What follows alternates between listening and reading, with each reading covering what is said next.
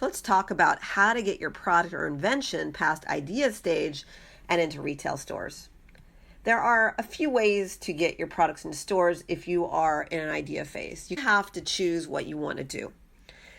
Option number one is you decide to rent your idea to a manufacturer, someone who will make the product for you, create the product, and will sell it, and then you get, say, a few percentage points of every unit sold.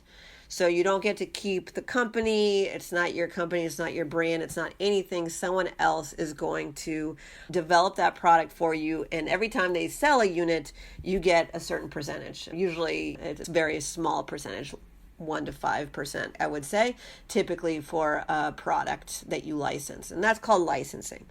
So the reason you want to license your product is maybe you don't have any money to build out a business or a brand, or you're not a manufacturer, you don't have the time to start a business or whatever. And so licensing or renting your idea to a company can be a great option. The problem with licensing is that manufacturers might not pick up your product for various reasons. And if you get a licensing deal, then that you need a lawyer, you need to set stuff up appropriately, you need to make sure that, they are doing things reliably, and you have no control a lot of the times what they do with the product. They decide to change it or tweak it in some way.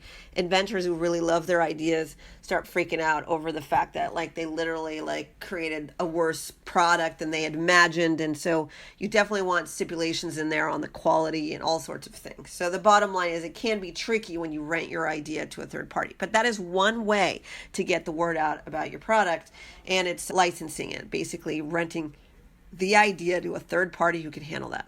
Another way to do it is to build out your brand. And that actually means you selling your products to retailers yourself. And what that means is that you're going to have to start a company and take it seriously.